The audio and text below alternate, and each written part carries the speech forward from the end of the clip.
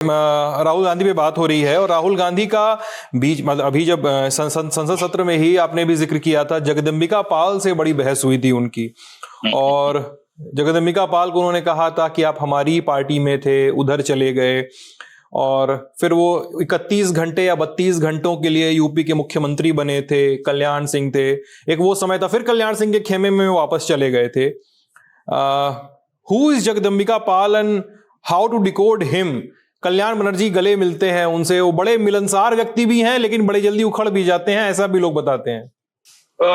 देखिए, जगदंबिका पाल खालिस कांग्रेसी नेता थे, यानी जो मैं कहते हैं खाटी नेता होता है, हाँ। वो cut in the Congress cloth नेता थे, और वो उन नेताओं में से थे, मैंने उनको देखा है कि अगर उनके कॉन्स्टिट्यूएंसी में, बस्ती में एक समय पे अगर किसी का मुंडन होता था और वो लखनऊ में है और हाउस चल रहा है, तो वो सवेरे 11 बजे हाउस जाते थे, हाउस में अटेंडेंस लगा करके, गाड़ी भगा करके अपनी कॉन्स्टिट्यूएंसी जाते थे, मुंडन अटेंड करते थे, और दोपहर में वापस आ जाते थे विधानसभा में। He is very particular about attending the house as well as वो अपनी कॉन्स्टिट्यूएंसी।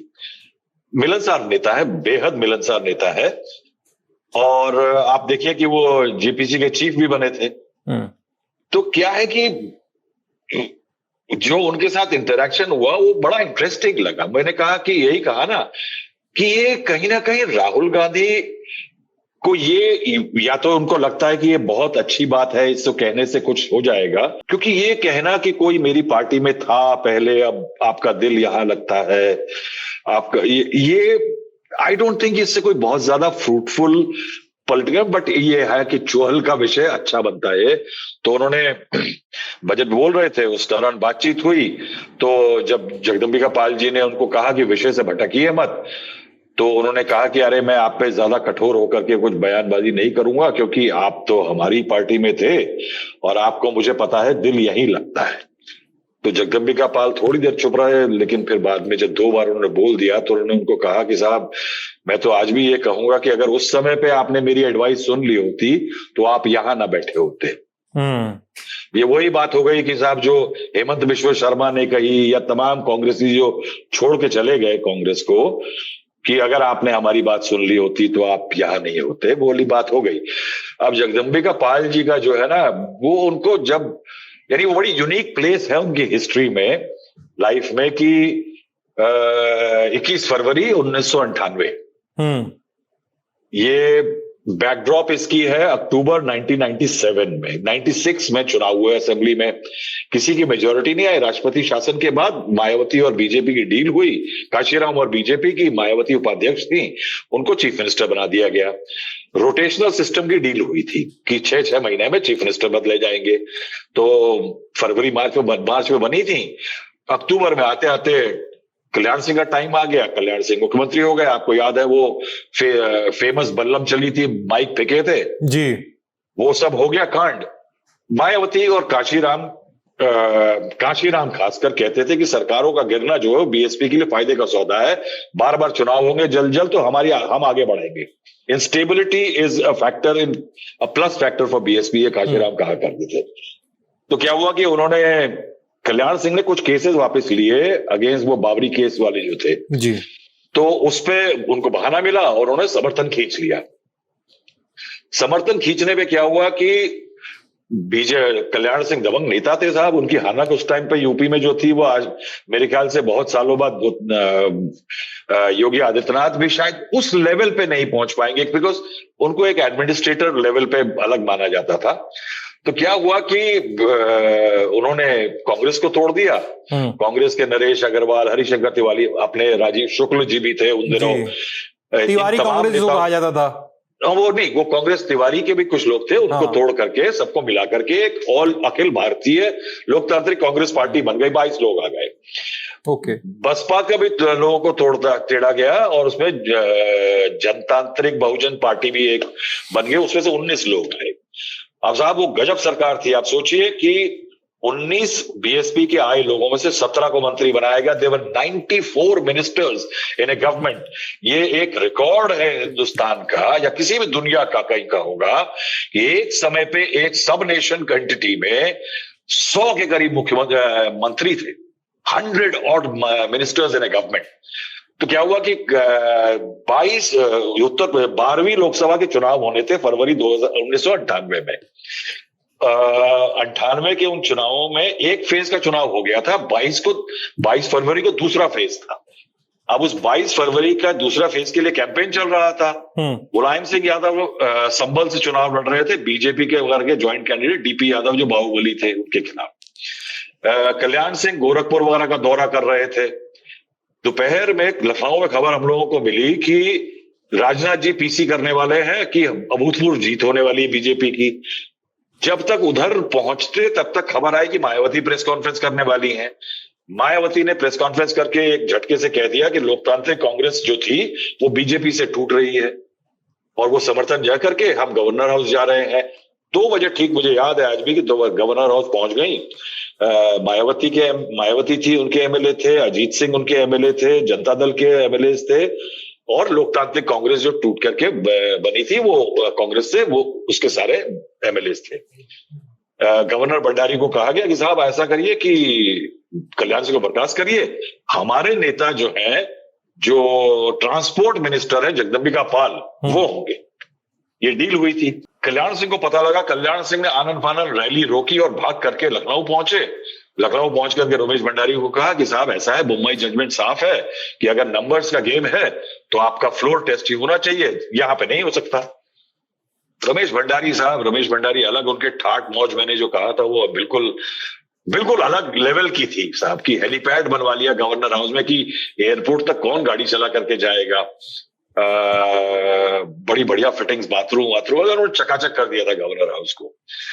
तो उन्होंने कल्याण सिंह की अपील को रिजेक्ट किया। रात को 10:15 बजे स्वेरिंग इन सेरेमनी हुई गवर्नर हाउस में, जिसमें जगदम्बिका पाल चीफ मिनिस्टर हुए। 4 और मंत्री बने थे, नरेश अग्रवाल वगैरह बन गए डिप्टी चीफ मिनिस्टर। उसमें राष्ट्रगान भी नहीं बजा था, इतनी जल्दी वो शपथ ग्रहण हुआ था। इतनी जल्दबाजी बजी कि वो राष्ट्रगान भूल गए। अगले दिन सवेरे क्या हुआ कि नरेंद्र गौड़ थे बीजेपी के मिनिस्टर, कल्याण बीजेपी के, वो चले गए Allahabad high court. Allahabad high court ने पूरा घटनाक्रम देखा, मुंबई जजमेंट देखा। जो नोटिफिकेशन हुआ था, सोचिए ये भी बहुत रेयर हुआ है कि जो नोटिफिकेशन हुआ था जगदम्बिका पाल को डिक्लेयर करने का सीएम का, उसको निरस्त कर दिया गया और कल्याण सिंह के फेवर में आ गया। इधर क्या हुआ कि जब ये सब इलाहाबाद हाईकोर्ट में हो रहा था, जगदम्बिका पाल आ गए थे मुख्यमंत्री के दफ्तर में। तो लाल बहादुर शास्त्री भवन है, लाल बहादुर शास्त्री रोड पे, जहां पे सीएम का ऑफिस जो है उसको पंचम तल बोलते हैं जी। पंचम तल जो है most powerful place square feet के मामले में उत्तर प्रदेश की है। तो उसमें एक चीफ मिनिस्टर का कमरा है, उसके अंदर एक एंटी चेंबर है जिसमें आराम कक्ष टाइप है, और उसके थोड़ा सा कॉरिडोर में आगे जाइए तो एक कैबिनेट रूम है। तो Jagdambika Pal chief minister office में थे। कल्याण सिंह और राजनाथ सिंह की मंत्रणा होती है, दिल्ली से बातचीत होती है। वो कहते हैं साहब ऐसा है कि जब वो नोटिफिकेशन ही निरस्त हो गया तो कल्याण सिंह स्वतः बहाल हो गए। He does not take to take oath, तो ही कैन गो और चीफ मिनिस्टर के ऑफिस में कब्जा कर सकते हैं। कल्याण सिंह चीफ मिनिस्टर के दफ्तर पहुंच जाते हैं, उनको कौन रोकेगा? हाईकोर्ट का ऑर्डर था। अब क्या हुआ कि वो गए सीधे कैबिनेट रूम में, वहां जाके उन्होंने कैबिनेट की मीटिंग कर डाली, प्रस्ताव पास कर लिए। जो लोकतांत्रिक वाले टूट के गए थे, सत्ता सुख देख करके इलाहाबाद हाईकोर्ट का ऑर्डर वापस आ गए थे। इधर जगदम्बिका पाल अपने कमरे में थे। जब कल्याण सिंह वहां पहुंचे तो उन्होंने मीटिंग की बात पता लगी तो वो एंटी चेंबर में चले गए, हम लोग वहीं थे। तो मुझे याद है कि मैंने ऐसा अप्रत्याशित सीन्स नहीं देखे कि चीफ मिनिस्टर का ऑफिस, यूपी जैसा सूबा, देश का सबसे पावरफुल चीफ मिनिस्टर, उसके कमरा खाली था। वहां पे करीब 20 पत्रकार बैठे हुए थे। किसी ने उनके टेबल से झंडा जो लगा रहता ना, मोमेंटो टाइप का सुंदर सा, वो निकाला। किसी ने पेपर वेट उठाया, किसी ने चीफ मिनिस्टर की जो राइटिंग पैड था जिसमें लिखा रहता था मुख्यमंत्री, उसको ले लिया फाड़ के कागज। उन दिनों एसटीडी बहुत महंगे होते थे कॉल, तो वहां पे 2 फोन पड़े थे जिनमें अनलिमिटेड आईएसडी एसटीडी होते हैं साहब। चीफ मिनिस्टर का फोन है। तो लोगों ने अपने परिवार के देश विदेश में लोगों को एसटीडी आईएसडी ठोक डाले। मैं भी गिल्टी था, मैंने वहां पे एक पीस टू कैमरा किया, जो हम स्टोरी के एंड में कहते हैं रिपोर्ट का। तो मैंने चल के आया कि यहाँ पे ये फला फला हो रहा है, राजनाथ कल्याण सिंह इधर है, जगदम्बिका पाल देखिए ये बैठे हुए हैं, और चल के मैं एंड पे आया और चीफ मिनिस्टर ऑफ उत्तर प्रदेश की चेयर पे बैठ के मैंने साइन ऑफ किया कि from the chair of the chief minister of Uttar Pradesh, this is Rahul Srivastava reporting for NDTV in from Lucknow. वो मेरे जीवन का, यानी मैं कहूंगा पत्रकारिता के करियर का हाई पॉइंट, कि मैं चीफ मिनिस्टर की चेयर पे बैठ के पीटीसी कर रहा हूं 12। ये खत्म हो गया जब, तो मैं गया जगदम्बिका जी के पास, तो काफी देर बात होती रही, तो अब उठने लगे कि अब चले क्या किया जाए। उतनी देर में जो प्रिंसिपल सेक्रेटरी जो चीफ मिनिस्टर थे, मुझे नाम याद नहीं आ रहा, बाद में प्रसार भारती के चीफ भी बने, उन्होंने आकर के कहा कि साहब कमरा खाली करिए सीएम का ऑफिस, कल्याण सिंह। उन्होंने कहा तुम्हारे को तमीज नहीं बात करने की, इस बात पे झगड़ा हो गया। जगदम्बिका पाल ने बिस्किट मंगाए, ही वांटेड सम स्नैक्स। तो क्या हुआ कि पहले तो कहा गया नहीं है, जब उन्होंने दोबारा इंसिस्ट किया तो कुछ बिस्किट लाके दिए गए और कहा गया कि कल्याण सिंह की मीटिंग में जो बिस्किट बचे थे, साहब ये बचे, ये लीजिए। इतनी देर में यह हुआ कि एक हवाई जहाज दिल्ली से आया, और दिल्ली से हवाई जहाज आने के बाद यह हुआ कि जगदम्बिका पाल जाएंगे सुप्रीम कोर्ट। अच्छा, कल्याण सिंह ये सब करके निपटा करके निकल लिए। जगदम्बिका पाल ने मेरा हाथ पकड़ करके, मुझे याद रहेगा ये भी, मेरा हाथ पकड़ करके उस टाइम पे कहा था जब कल्याण सिंह अंदर थे कि राहुल भाई कैमरा टीम लेकर के मत जाना यहाँ पे, आप लोग रहोगे तब तक मैं सेफ हूं, क्योंकि आप लोग गए तो मुझे खिड़की से नीचे फेंकवा दिया जाएगा। This was a so-called claimant to the chief minister telling a journalist. Anyway, वो चले गए दिल्ली, सुप्रीम कोर्ट में बहस हुई, सुप्रीम कोर्ट ने कहा कि साहब ये गलत है, इस पे आप ऐसा करिए कि एक कंपोजिट ट्रस्ट वोट लीजिए। ये भी एक रेयर घटना थी कि दो क्लेमेंट के बीच में ट्रस्ट वोट कैसे हो सकता है, एक ही ट्रस्ट वोट मूव करता है। तो सुप्रीम कोर्ट ने नया तरीका निकाला कि कंपोजिट ट्रस्ट वोट होगा, दो ट्रस्ट वोट मूव होंगे, सारे लोग उस पर वोट करेंगे, जिसको ज्यादा मिले वो सीएम। अब विधानसभा में गजब सीन था भाई साहब, वो यानी वो भी अप्रत्याशित था। कैमरे लगाए गए थे, एक 60 cameras were fixed, 60 cameras were fitted inside the UPSM Vidhan Sabha. Speaker की चेयर के बगल में कुर्सी लगाई गई कल्याण सिंह की। तो धनीराम वर्मा जो नेता प्रतिपक्ष थे, समाजवादी पार्टी के नेता, उन्होंने कहा कि साहब कंपोजिट वोट तो दो का है, तो एक क्यों कुर्सी लगी है, तो दूसरी कुर्सी लगाई गई। लूटपाट की घटना जो थी बैलेट बॉक्सेस की, यूपी में आम थी उन दिनों, तो कहीं विधायक लूट के ही ना ले जाएं बैलेट बॉक्स को। तो काठ का जो एक बैलेट बॉक्स पोडियम जो था स्पीकर का, उसके नीचे लगाया गया था, उसको चेन से बांधा गया कि कहीं इसको कोई लेके ना भाग जाए। उसके बाद 11 बजे वोटिंग शुरू हुई। 11 बजे वोटिंग शुरू होने के बाद सबसे पहले दो बीजेपी के सांसद थे, विधायक थे, वो बीमार थे, उनको वोट, संदीप शर्मा या कोई थे, उनको वोट करवाया गया। 5 विधायक जो थे, वो 5 विधायक बीएसपी की शायद एनएसए में बंद थे, जेल में, वो बुलाए गए थे। सोचिए, वोटिंग हर बार में 5 लोगों को वोट के लिए बुलाया जाता था, विधायकों को 5-5 करके लोगों ने वोट डाले। 11 बजे शुरू हुआ था, इसीलिए ईवीएम की महिमा जो है अपार है कि वो जो 11 बजे शुरू हुआ था वोटिंग, वो तो 8 बजे रात को खत्म हुआ।